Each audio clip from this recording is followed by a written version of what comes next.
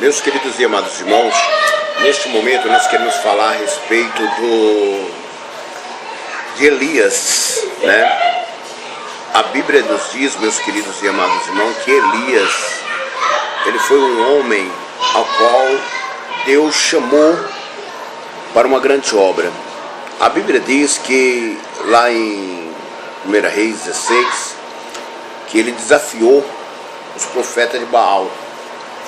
E ele disse: vocês são 450 e eu somente um. E ali ele falou assim: vamos fazer um desafio aqui. Nós vamos fazer um holocausto, e o Deus que responder com fogo, esse é o Deus verdadeiro. E eu acho interessante, meus queridos e amados irmãos, que a Bíblia vai nos dizer que Elias, ele fez esse desafio, né? E em Isaías 16 e diante, né? E nós vemos aqui que Acabe era um rei ao qual tinha casado com Jezabel. E Jezabel, ela seguia um deus pagão, que era o deus de Baal, né? Que era um deus feito de pau, de madeira. E Elias estava, como eu posso explicar para os irmãos, ele estava equivocado, ele estava chateado com aquilo. Elias não estava aguentando ver aquela situação, porque Elias, ele começava a contemplar e ver aqueles homens pedindo para Baal me dá isso, Baal para a chuva, Baal manda chuva, Baal faz isso, Baal faz aquilo. E Elias se incomodou ao ponto, meus queridos e amados irmãos, de dizer para Acabe: você crê nesse Deus de Baal? Você está crendo nessa madeira? Você está crendo nesse pedaço de pau? Você está crendo nessa estátua que você está adorando? Eu vou fazer um desafio com você. A partir de hoje não vai chover nem sequer um orvalho na terra. Olha o desafio que Elias fez para Acabe. Porque Elias era um homem temente a Deus, era um homem que tinha fé em Deus, era um homem que tinha confiança em Deus, era um profeta que ele sabia a existência de Deus. Elias andou com Deus, caminhou com Deus, ele viu o milagre de Deus. Elias sentiu o poder de Deus. Elias, ele viu Deus agir de forma extraordinária sobre a vida dele. E segundo a palavra de Deus nos diz, meus queridos e amados irmãos, que através disso, Elias agora, ele faz o quê? Ele pede para que não chova sobre a face da terra. E não choveu. Deus, ele acabou assinando embaixo o que Elias pediu. Elias pediu uma coisa absurda, mas Deus falou: não, tudo bem, eu vou concordar com você. A fé de Elias, a profecia que Elias profetizou, ele sendo uma pessoa de Deus, ele sendo um homem de Deus, ele sendo uma pessoa, um porta-voz de Deus, não que Deus tinha dado aquela ordem, mas ele sendo um porta-voz de Deus, um representante do céu, ele disse: não ia chover, e não choveu. E a Bíblia fala que ele foi para uma cidade ali de Sarapeta, né? E tinha uma viúva. Além disso, ele passou também pelo rio Querite, uma cidade chamada Querite, além de que ele ficou tomando da água do ribeiro até que secou-se a água, e depois ele foi para uma cidade de Sarapeta, onde tinha uma viúva também. E eu acho interessante que Elias ele tinha tanta fé, tanta confiança em Deus que ele tinha, que ele disse: não vai chover, e não choveu. A terra está tão seca que aquela viúva que ele se aproximou para pedir um bolo para ela, ele falou: olha, mulher, faz um bolo para mim comer. E aquela mulher falou assim: ô Elias, eu não posso fazer um bolo para você, porque a terra está tão seca que nós não temos dinheiro, nós não temos condições. Eu só tenho um pouquinho de azeite aqui, um pouquinho de farinha, que nós vamos fazer um bolo e vai cozinhar e vai comer eu e meu filho. Eu não posso dar para você, que senão meu filho vai ficar sem comer e eu também vou ficar sem comer. E Elias falou assim: não, mulher, faz primeiro para mim, porque a partir de hoje a farinha não vai faltar, o azeite da botija não vai acabar. Aleluia. Olha a fé que Elias tinha, olha a confiança que Elias tinha. Irmãos, necessário, se você é profeta de Deus, se você é mulher de Deus, se você é homem de Deus, é necessário você ter fé.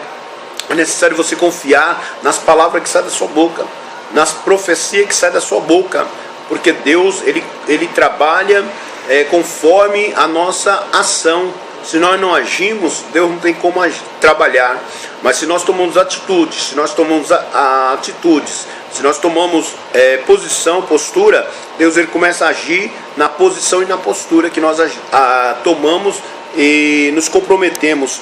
E Elias era uma pessoa definitiva.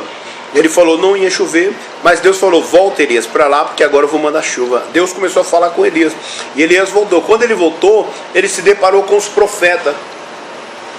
Primeiro ele se deparou com Acabe, depois com os profetas. Primeiro ele se deparou com Acabe, que Acabe perguntou para ele, tu vem me perturbar, perturbador de Israel?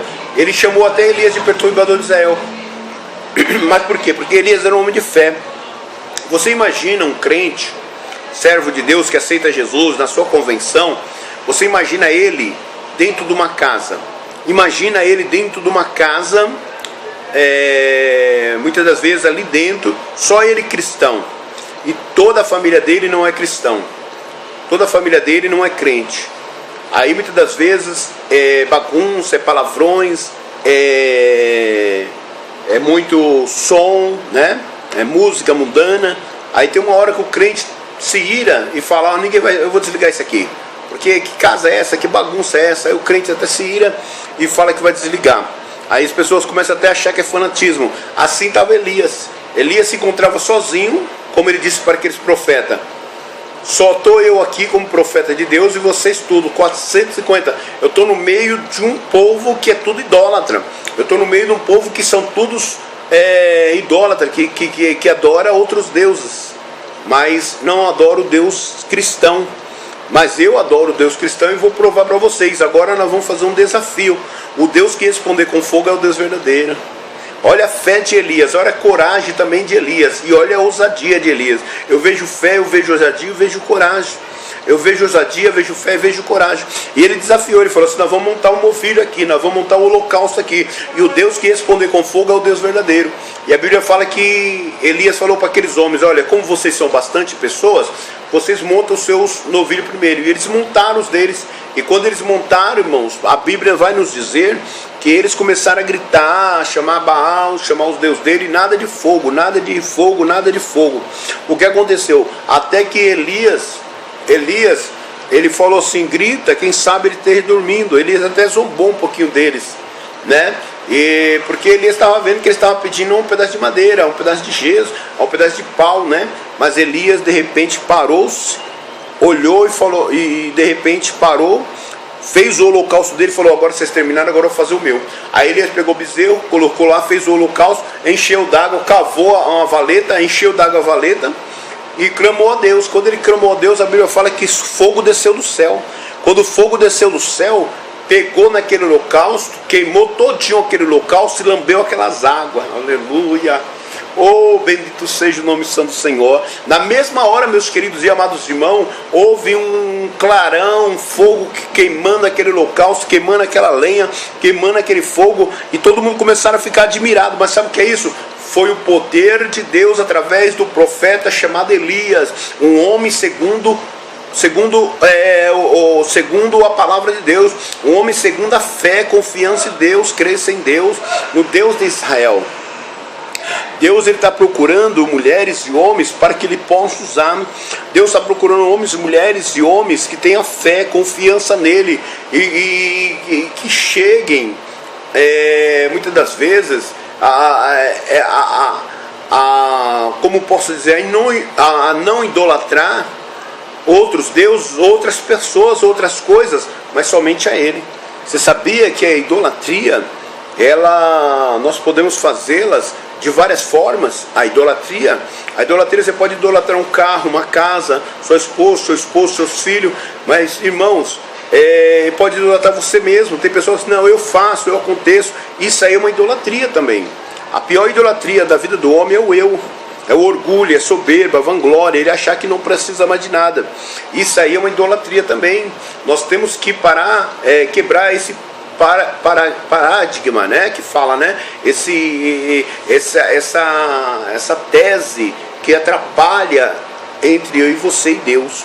Então, quando nós quebramos esse algo que impede, Deus ele começa a agir. A nossa confiança tem que ser plena. Deus ele tem que estar no centro de todas as coisas. Deus ele tem que estar no centro de tudo nas nossas vidas. Quando nós colocamos Deus no centro das nossas vidas, quando nós colocamos Deus no centro dos nossos negócios, quando nós colocamos Deus no centro da nossa vontade, quando nós colocamos Deus no centro de tudo que nós vamos fazer, tomamos a direção de Deus, pedimos segundo a vontade de Deus, irmão, Deus age, Deus trabalha, Deus faz da maneira que Ele quer, do jeito que Ele quer.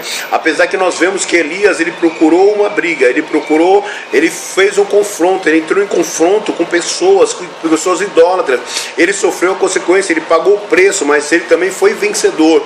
Ele se cansou, mas Deus mostrou que era com Elias. Deus em nenhum momento abandonou pela sua confiança nele. Deus jamais abandona a pessoa que confia nele. Deus jamais abandona uma pessoa que crê nele. Deus jamais abandona uma pessoa que deposita a sua confiança plena na pessoa bendita do nosso Senhor e Salvador Jesus Cristo.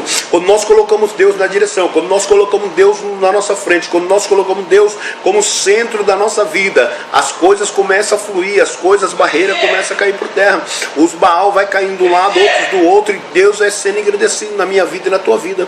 Que nós possamos entender, que nós possamos compreender todas essas coisas, para que o Espírito Santo de Deus ele possa fluir em nossas vidas, em nossos corações, e que Deus ele possa nos recompensar grandiosamente, poderosamente sobre as nossas vidas. Que o Deus de Elias, que o Deus de Abraão, o Deus de Isaac, o Deus de Jacó, Ele possa nos conduzir, nos caminhar para caminhos retos, para caminhos perfeitos, para que a nossa fé ela venha se multiplicar, para que a nossa fé ela venha crescer, e que nós venhamos entender que o verdadeiro Deus que nós servimos é um Deus todo-poderoso e pode todas as coisas na minha vida e na tua vida. Como ele respondeu Elias, não deixando Elias envergonhado, Deus é contigo, Deus é com você. Aquilo que você almeja, aquilo que você pede, aquilo que você clama, aquilo que você deseja, aquilo que você está pedindo a Deus, Deus todavia, Ele jamais vai rejeitar o seu clamor, rejeitar a sua oração, a sua súplica. Creia nisso, deposita isso na confiança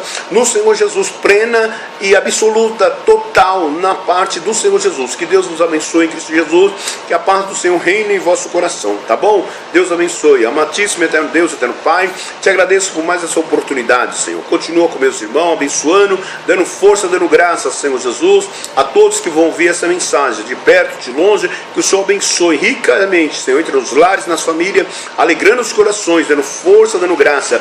É o que eu te peço, Senhor, eu te agradeço, certo com uma resposta em nome de Jesus. Fique todos na paz do Senhor. Tenham um bom dia, uma boa tarde, uma boa noite na presença de Deus. Que o Espírito Santo de Deus possa falar mais forte ao vosso coração.